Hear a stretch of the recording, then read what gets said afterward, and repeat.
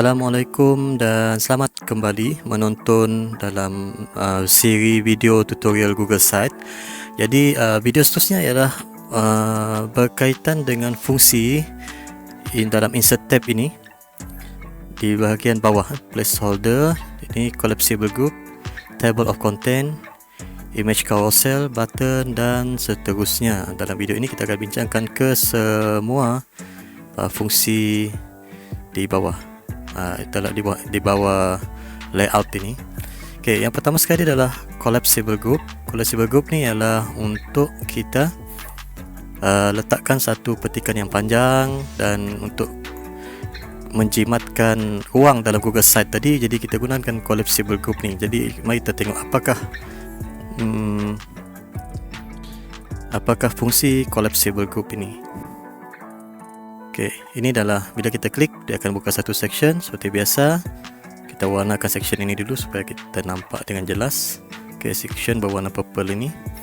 Baik. Di sini kita boleh letakkan tajuk dan sebagainya. Biasanya kita letakkan tajuk. Contohnya saya letakkan kita letak rukun negara. Okey. Kemudian kita ambil petikan. Okey. Kita boleh copy dan paste dalam Google Site kita. Nampaknya yang ni tak ada petikan.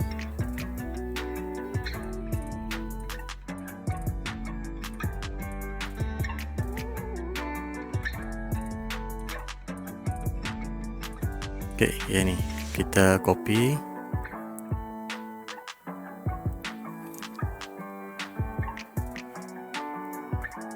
Kita ambil daripada atas pun boleh. Dia panjang sikit. Jadi teks yang panjang seperti ini kita boleh copy sahaja dan masukkan ke dalam bahagian bawah ni, caption dia, paste. Okey, ini adalah petikan yang panjang. Jika kita gunakan teks seperti biasa, dia akan membuka ruang ini sebesar ini untuk kita view. Jadi dia agak menggunakan ruang yang banyak dalam Google Site kita. Kita tengok preview dia. Bila kita gunakan collapsible group, dia akan jadi seperti ini. Kalau dalam smartphone jadi seperti ini. Jadi bila murid nak buka, dia buka, okey, dia dapat tengok kandungan dalam ini. Ini adalah fungsi collapsible group. Kemudian kita buang dulu. Fungsi table of content ialah kita add heading and they will appear in your table of contents. Yang ni kita kena letakkan heading. Mana-mana heading yang kita letakkan dalam page ini sahaja, dia akan terpapar di sini. Contoh, kita masukkan teks. Kita masukkan teks di bawah dia. Contohnya kita ada satu tajuk. Contoh saya letak heading. Saya letak heading. Okay. Topik 1. Okey. Dia akan terus letakkan link dia di atas sini.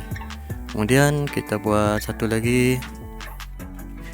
Jika kita letak normal text, dia tak akan terpapar, dia hanya heading saja. Jadi kita tukar format dia kepada heading. Jadi dia akan masuk topik 2. Masukkan lagi topik 3. Topik 3 ni kita masukkan heading. Okey, jadi dia akan berada di atas itu, maksudnya table of content tadi. Jadi kita tengok preview dia dalam smartphone. Okey, beginilah. Okey, sekiranya topik kita tu mungkin banyak kandungan setiap topik, jadi topik ni kita boleh klik di sini. Dia ada sudah disediakan link untuk turun ke setiap topik di bawah itu. Itu adalah bahagian heading.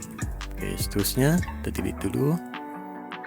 Image carousel fungsinya untuk kita letakkan satu album slide dalam Google Site kita. Kita boleh upload ataupun select image. Di sini kita akan select image.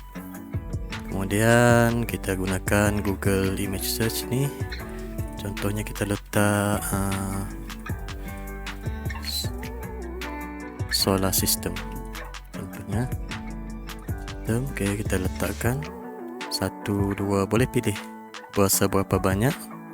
Okay, ini salah satu juga untuk kita menjimatkan ruang dalam Google Site kita.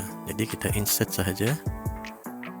Di bawah tu disebut a carousel must have at least 2 images. Maksudnya perlu ada lebih daripada, sekurang-kurangnya 2 lah, sekurang-kurangnya 2. Jadi dia akan jadi seperti ini, dipaparkan seperti ini. Jika kita perhatikan di bawah dia, dia ada beberapa dot-dot tu menunjukkan gambar yang wujud dalam carousel ini, image carousel ni. Kita tengok preview dalam smartphone, dia akan jadi seperti ini. Jadi kalau pengguna smartphone, dia slide sahaja. Slide. Jadi pastikan gambar itu bersesuaian dengan view tadi. Macam ni tadi dia memanjang, dia ada lagi ke tepi ni, jadi kita tak boleh nampak. Kalau gunakan touchscreen ni seperti biasa, sebab kita tak resize, kita resize dahulu. Kita resize image carousel ni supaya dia penuh. Boleh juga kita resizekan ke atas supaya kita nampak keseluruhan gambar. Okey, ini dia.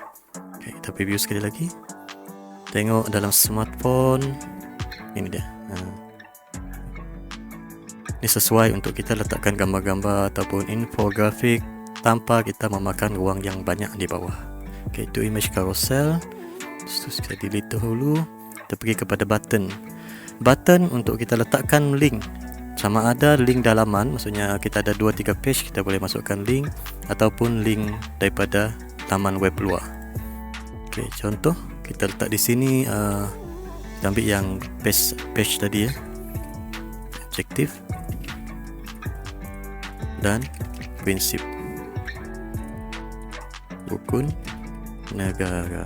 Okay, kita copy link ini, copy, kemudian kita masukkan dalam page, insert. Jadi akan masuk sini. Button ni kita boleh resize. Okay. Ini button dia. Kemudian kita boleh tengok preview. Ini preview daripada smartphone, dia akan nampak seperti ini. Kita klik sahaja. Jadi dia akan terus masuk ke, dia akan buka tab yang baru dan masuk ke laman web yang kita attach di dalam link ini tadi. Itu adalah fungsi button. Itu adalah fungsi luaran. Fungsi dalaman pula, kita boleh linkkan dia kepada page dalam Google Site kita ni. Mungkin ada page 1, page 2, page 3, kita boleh masukkan link itu, iaitu button. Button kita boleh resize dan kita boleh letakkan dia seberapa banyak lah. Jadi untuk susunan button dia begini. Okay, susunan button dalam, kita boleh copy. Di sini dia tak ada. Kalau kita letak ni dalam klik kanan, dia tak ada option untuk copy. Kita gunakan keyboard Ctrl C, Ctrl V, Ctrl C, Ctrl V, dan kita letak. Ya, susunan dia kalau dalam smartphone, dia akan berada di bulat atas, di bulat kiri ke kanan untuk satu section. Satu section maksudnya ini adalah satu section. Okey. Elakkan double kan. Kalau kita nak dia berturutan, maksudnya kita letak lagi satu section lain di bawah tu. Okey, contoh saya buat, contohnya saya buat test di sini. Okey. Yang ini dia akan berturutan, dia akan daripada kiri ni 1 2 3 4. Okey, 1 2 3 4. Sekiranya kita attach dia di atas bersama dengan button di atas ini dalam section yang sama, susunan dia akan berubah. Dia akan jadi 1 2 3 4. Itu adalah cara kita menyusun supaya kita faham di mana kita nak letak button-button dan menyusun button itu secara sistematik. Okey. Divider adalah untuk kita bahagikan. Saya buat ni. Contoh kita nak bahagikan separate bahagian header dan button ni, kita letak divider. Caranya kita pilihkan header, kemudian klik divider. Jadi dia akan wujudkan divider ini. Divider ini muncul dalam mengikut tema yang kita pilih, warna dia. Okay, yang ni divider. Kalau kita letak divider di bawah ni, kita klik yang ini, button ni, kemudian pilih divider. Okay, itu divider. Okay, seterusnya placeholder. Yang ni placeholder sama seperti layout sebelum ini, dalam video sebelum ini. Placeholder ni fungsi dia upload gambar, select image ni daripada Google Drive kita, YouTube, kalender dan juga map. Sama seperti video sebelum ini, tidak ada beza. Okay. Yang ini cloud search. Ini adalah untuk kita buat letakkan satu carian dalam Google Site kita. Kita tengok fungsinya. Okay.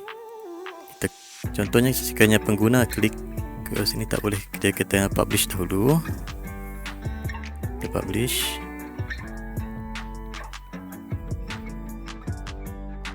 Okay, kita tengok view publish site. Kita buat carian di sini. Contohnya kita buat carian Taiwan. Okay, dia akan keluar. Ini yang dalam Google Site, sebelah sini your entire organization. Okay. Yang ada share lah, yang di share. Kemudian only this site, ini dalam site kita sahaja. Itu fungsi dia tadi. Okay, kita kembali semula ke editor. Kemudian YouTube, untuk kita masukkan YouTube seperti di atas ni tadi. Cuma yang YouTube ini sama seperti dalam placeholder, kita tak boleh view, kita terus pilih sahaja. Kalender sama seperti placeholder, map sama seperti placeholder. Untuk dokumen, slide, sheet dan form dan seterusnya adalah chart. Dia adalah mana-mana dokumen yang kita simpan dalam Google Drive. Bila kita klik, dia akan buka Google Drive kita. Kemudian kita pilih sahaja. Maksudnya ini fungsinya bukanlah untuk kita create dokumen yang baru, tapi kita pilih dokumen yang sedia ada untuk kita masukkan dalam Google Site. Semuanya sama, 1, 2, 3, 4 ini. Manakala chart pula adalah untuk kita untuk kita masukkan chart ke dalam Google Site kita melalui Excel. Dan Google Site akan detect dalam Excel tu ada chart ataupun tidak. Jadi untuk masukkan chart dalam ni, pastikan kita ada file Excel yang sudah kita create chart dalam dokumen tersebut. Jadi itu saja untuk bahagian insert tab, dan video seterusnya nanti kita akan bincangkan tentang pages di sini. Kemudian seterusnya themes. Okay, itu sahaja. Terima kasih.